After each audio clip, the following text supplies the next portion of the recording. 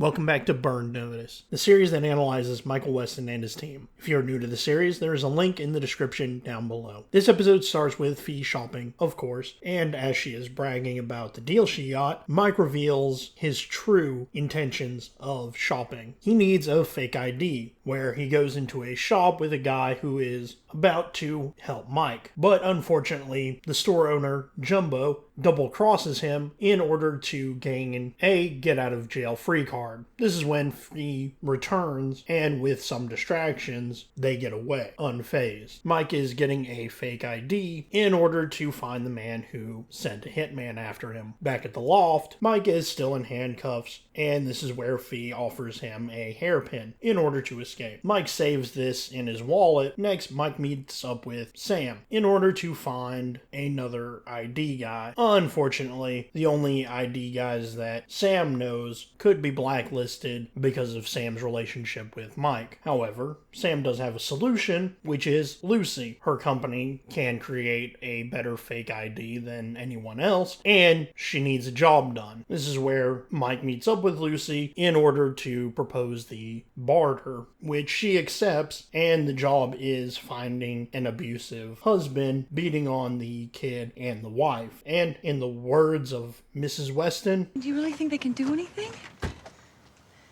For two little boys who are being knocked around by their father, Michael would take on the Chinese army, honey.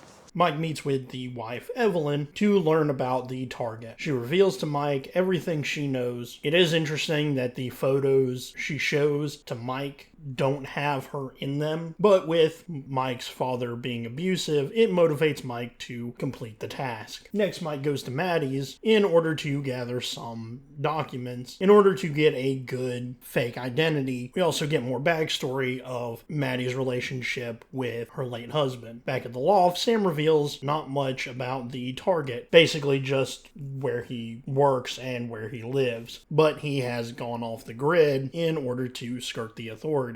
Then Mike meets with Evelyn again to hopefully gain more intel. This is where we see Fee becoming slightly jealous of the new client. But as Mike meets with Evelyn at a beach, and every time I see this scene, Evelyn looks a lot like Carla, but that's next season and I'm getting ahead of myself. Anyway, Mike and Evelyn do flirt a little bit. This is when Mike excuses himself to meet with Sam at the target's house to hopefully find more information on him. However, they soon get ambushed when Mike destroys an AC unit in order to escape. Mike and Fee meet with Evelyn, who is wearing a fresh black eye, motivating Mike further to find the target. Fee shows more jealousy towards Evelyn, even remarking Mike should stay emotionally neutral, which sparks a fight with Fee storming off. That's when Sam meets Mike in order to inform Mike where the target is. He picks up Evelyn, which is weird on account any other time Mike would have done this by himself without the innocent civilian with him. It's very odd that he would do this. Anyway, Mike drives to where the target is, so far away that he needs to get gas. When they arrive, Mike goes to meet with the target and learns that Evelyn played him to get to Doug, the original target. And Mike should have died here because Evelyn had a clear shot. Anyway, as Mike and Doug are holed up in the shack he was staying at, with bullets flying, Mike tries to understand why there's an assassin seeking him. And Doug isn't trained and pokes his head up with Mike. I need you to stay away from the windows.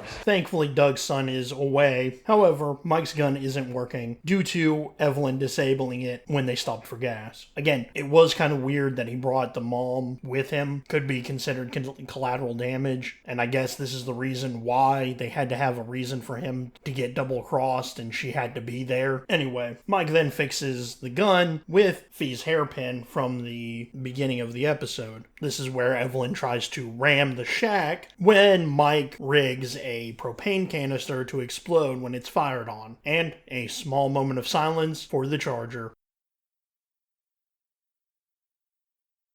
Good news, the charger does make it. After Mike ensures that they're not being followed, Mike asks Doug about his work and realizes Doug is a witness for illegal activity, which is why he is marked for death. Doug also had a wife that was killed due to the mob missing their hit. Fee and Sam show up, and this is where Fee is quick to rub Mike's face in the fact that Evelyn double-crossed him. Sam interjects with the connection with Lucy, prompting Sam to call her, basically to warn her of the impending doom. This is where Sam finds out about Lucy meeting a new client, which is just the sort of thing Evelyn would do, basically moving Lucy in a spot that is easier to hit. Sam drops Mike off and finds Evelyn, who assures Mike isn't in danger of getting killed right then and there. Once Mike sits with her, she reveals that they actually knew each other in the past, and she almost got caught by him. Next, she alludes to paying somebody to kill someone, also remarking that Lucy is walking across the street. This is where Mike slide tackles her in order to save her from the hit that Evelyn orchestrated. And with this distraction, Evelyn gets away. Then, back at Lucy's work, Mike patches Lucy up. This is where Evelyn calls Mike, and this is where Mike gets a safe ticket for Lucy, but Evelyn threatens Sam, Fee, and even Maddie. Next, they're all back at the loft, explaining everything to Doug, who is scared she may come to the loft, but Mike squashes that idea rather quickly because she won't fight on Mike's turf. Fee suggests to go after her, but Mike doesn't want to go off and become exposed, which is smart thinking on his behalf. And this is where Mike asks Sam and Fee if they are ready if Evelyn comes after them, which they quickly confirm that they could. However, Mike also remarks on the fact that his mom and brother are on the chopping block, and Fee and Sam agree that they also need to have a plan. This is where Mike explains everything. He wants to get Doug into witness protection, giving the responsibility of calling the U.S. Attorney General to Sam, who also is sent to Maddie's in order to protect her. And Fee goes to secure the escort, and Doug, I need you to stay away from the windows. As Sam is staying at Maddie's, Maddie has some questions about why Sam is there. Although Sam lies to Maddie, she sees right through it. Back at the loft, Mike and Fee discuss what is happening with the job and the fact she wants to help Mike. However, Mike is very hesitant because of the feelings he has for her and doesn't want her to end up dead. But Fee is willing to fight. They also briefly talk about Philip Cowan, a major player in the burn notice. Next, Mike, Sam, and Fee prepare for the transportation of Doug, who is wearing Sam's bulletproof vest. Doug also tries to thank Mike. Yeah, you can thank me by keeping your head down and staying away from windows, okay? Then they transport Doug with Evelyn setting up on a roof, with Sam and Fee in the crosshairs. Next, Mike holds Evelyn at gunpoint in order to save Doug's life. Evelyn still tries to tempt Mike, but Mike doesn't give in to her, and during the conversation, Evelyn wonders how Mike found her. Istanbul wasn't that long ago. You like rooftops over windows? You like angles with the target on your right-hand side because you're left-handed. Mike then tries to capture Evelyn when she jumps off the roof, which is really the first unintentional death in this series. Mike does take it slightly hard initially. Anyway, Lucy meets with Mike in order to debrief and ensure Mike knows that Doug and his son are both safe. She also drops off the fake ID, and as she leaves, Sam shows up and dissuades Mike from going to DC because Philip Cowan is coming down to Miami. This episode was a great penultimate episode. It really focuses on Mike and the difficulty of trying to meet with the man who burned him. Also, this episode began with somebody acting like they were going to help Mike, but stabbed him in the back, foreshadowing Evelyn's betrayal. Also, I find it interesting that Evelyn meets Mike wearing a white dress to then change to all black after she is found out. And as she kills herself, she goes back to the white, symbolizing her good and evil sides and how she portrays acting as the